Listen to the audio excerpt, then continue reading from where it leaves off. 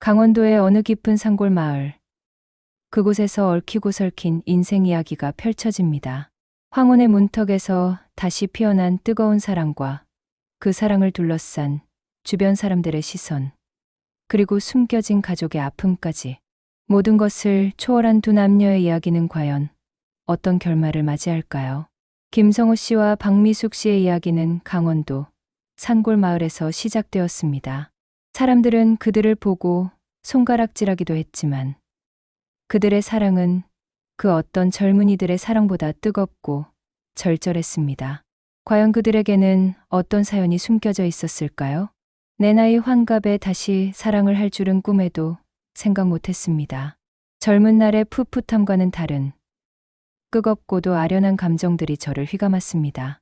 하지만 그 사랑은 세상의 눈에는 금지된 것이었습니다. 사람들의 따가운 시선, 그리고 숨겨야만 했던 비밀. 과연 우리는 이 사랑을 지켜낼 수 있을까요? 제 이름은 김성호. 올해 63입니다. 평생을 강원도 산골에서 농사를 지으며 살아왔습니다. 젊은 시절에는 마을에서 제일 가는 건장한 총각이었죠. 20살의 중매로 아내 김미경 씨를 만나 결혼했습니다. 미경 씨는 조용하고 살림 잘하는 현모양처였습니다. 자식 셋을 낳고 기르며 앞만 보고 달려왔죠. 그런데 50대 후반부터 미경 씨가 몸이 안 좋아지기 시작했습니다. 병원에서는 치매 초기라고 했죠. 처음에는 믿기지 않았습니다. 그렇게 똑 부러지고 야무졌던 사람이 점점 기억을 잃어간다는 사실이 너무나도 가슴 아팠습니다. 미경 씨의 병세는 빠르게 악화되었습니다. 밥 먹는 것도 있고 저를 알아보지 못하는 날도 많아졌습니다. 자식들은 모두 도시로 나가 살림이 넉넉지 않아 제가 직접 미경 씨를 돌봤습니다. 때로는 답답하고 힘들어서 벽을 주먹으로 치기도 했습니다. 내 젊음을 바쳐 일궈온 모든 것이 한순간에 무너지는 기분이었습니다. 친구들은 요양원에 보내라고 했지만 차마 그럴 수 없었습니다. 제 아내이고 제가 평생을 함께할 사람인데 어떻게 버릴 수 있겠습니까? 밤늦게까지 미경 씨를 간호하고 새벽 일찍 일어나 밭으로 나갔습니다. 몸은 고래도 마음은 더 힘들었습니다. 외로움이 뼛속까지 사무쳤습니다. 곁에 있어도 혼자라는 느낌. 그 막막함은 말로 다 표현할 수 없었죠. 그러던 어느 날 마을 회관에서 박미숙 씨를 만났습니다. 미숙 씨는 몇 년 전 도시에서 이 마을로 귀농한 분이었습니다. 혼자 사는 홀몸이라 들었습니다. 처음에는 그저 마을 어른으로 대했습니다. 그런데 미숙 씨는 다른 사람들과 달랐습니다. 제가 미경 씨를 돌보는 모습을 보며 따뜻한 눈빛으로 위로해 주었고 가끔 반찬을 가져다 주기도 했습니다. 그 따뜻한 말 한마디, 작은 손길이 저에게는 큰 위로가 되었습니다. 제 삶에 다시 빛이 들어오는 듯 했습니다. 제 이름은 박미숙. 올해 61입니다. 저는 젊은 시절부터 파란만장한 삶을 살아왔습니다. 25에 김성진이라는 사람과 결혼했지만 그는 사업에 실패하고 빚만 남긴 채 도망쳤습니다.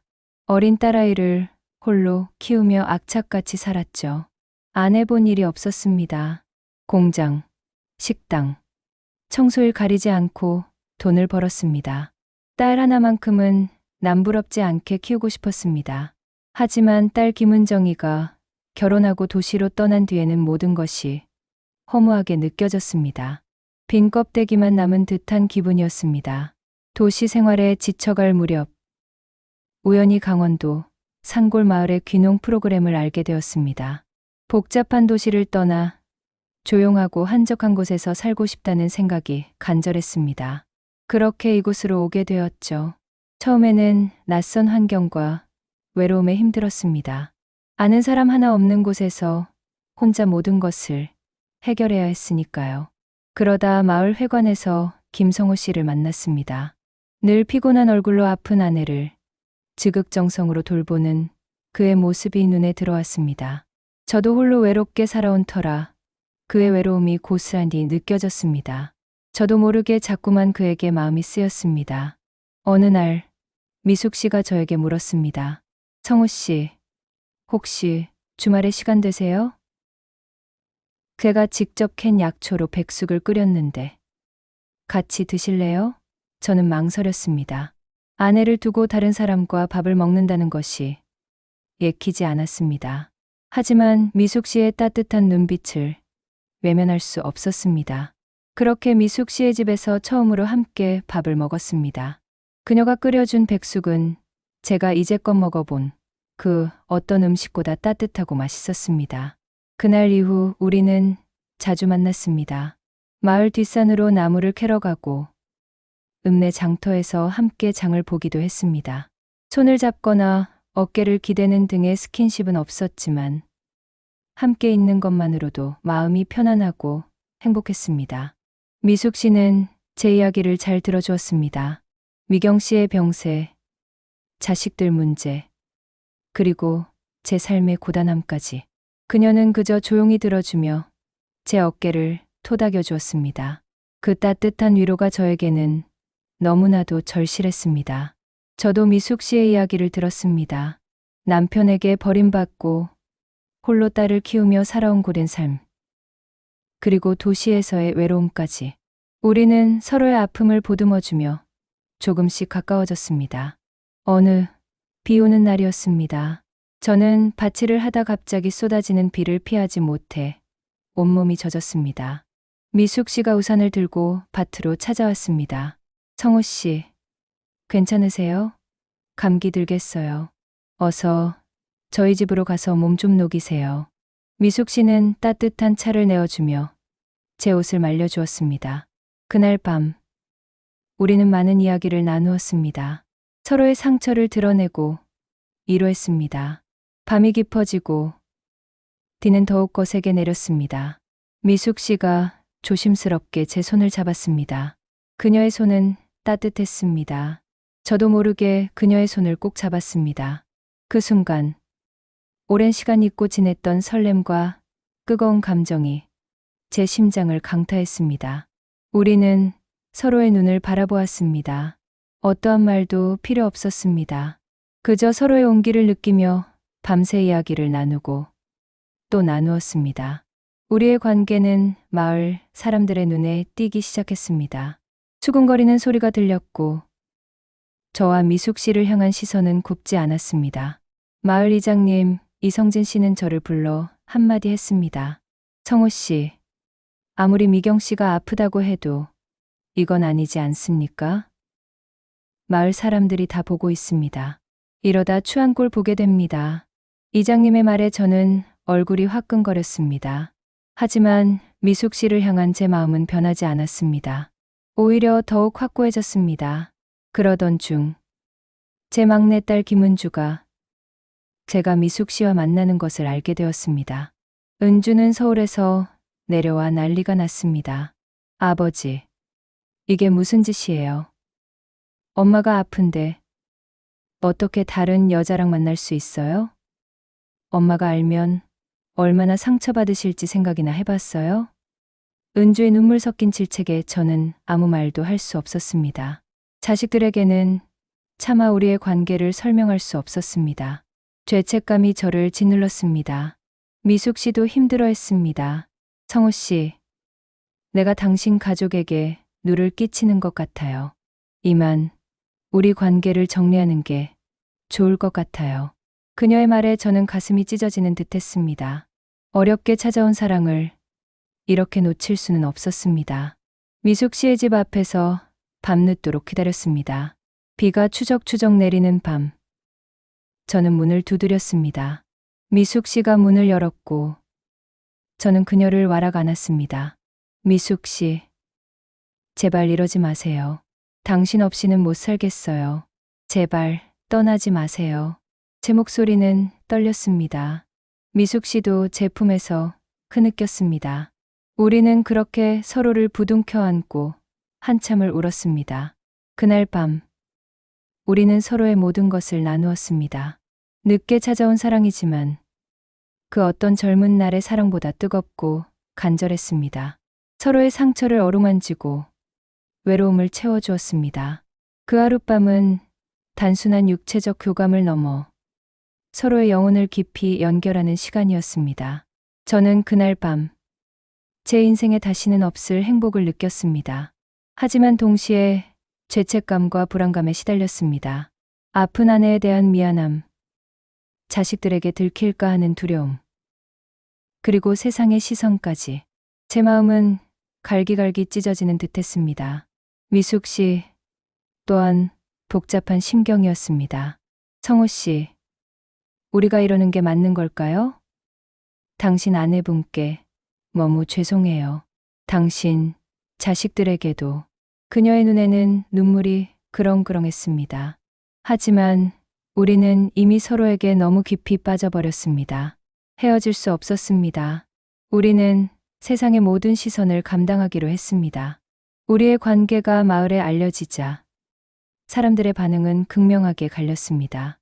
어떤 사람들은 저를 비난했습니다. 김성우, 나이 먹어서 주책이다. 아픈 마누라 두고 바람이 나다니. 저를 향한 비난의 목소리가 거세졌습니다.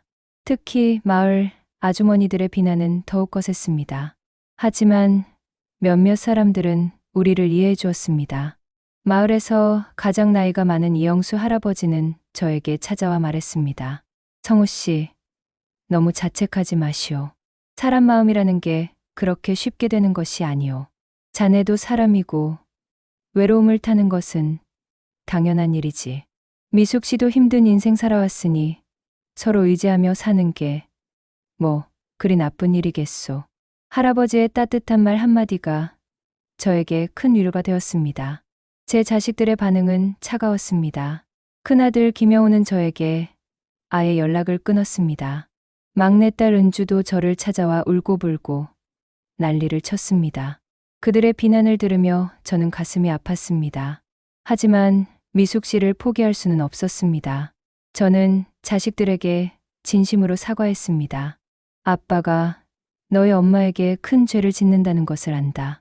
하지만 미숙 씨는 아빠에게 너무나도 소중한 사람이다. 아빠에게도 이제 남은 시간이 얼마 남지 않았다. 부디 아빠의 마지막 행복을 이해해다오. 하지만 자식들은 여전히 저를 외면했습니다. 그러던 어느 날 미경 씨의 병세가 급격히 나빠졌습니다. 병원에서는 더 이상 손 쓸 수 없다고 했습니다. 저는 병실에서 미경 씨의 손을 잡고 밤새 울었습니다.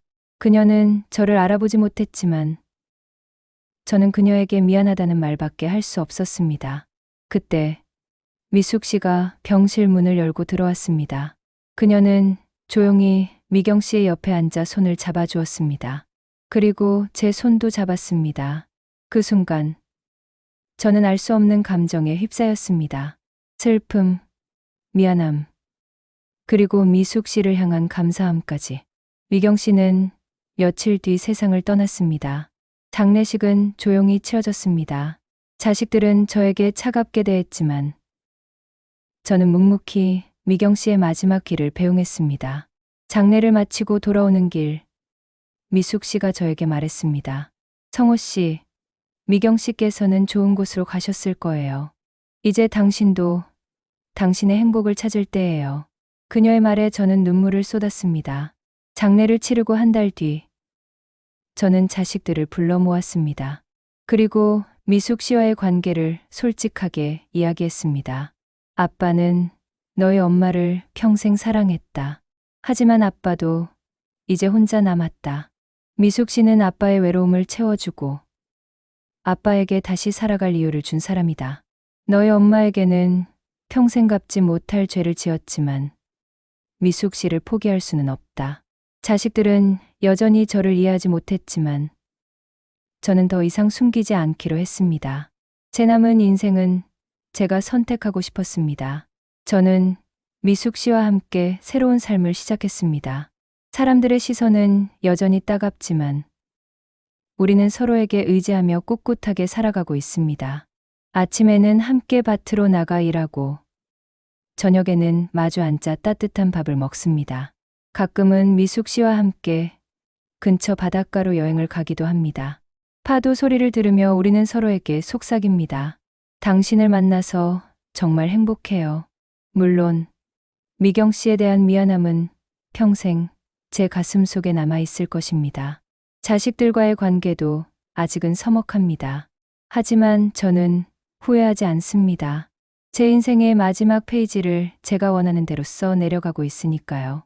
사랑은 나이와 상관없이 찾아오는 선물이라는 것을 저는 이제야 깨달았습니다. 여러분은 어떠신가요? 혹시 여러분의 삶에도 뒤늦게 찾아온 설렘이 있지는 않나요? 우리는 과연 세상의 시선 앞에서 용기를 낼 수 있을까요? 인생의 황혼기에 찾아온 뜨거운 사랑. 당신이라면 어떤 선택을 하시겠습니까?